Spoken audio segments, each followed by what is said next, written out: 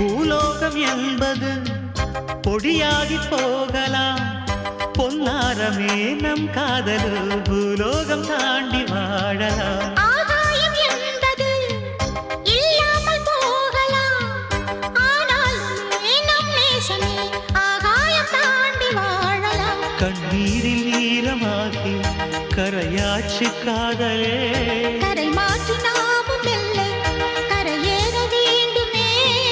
நாளை வரும் காலம் நம்மை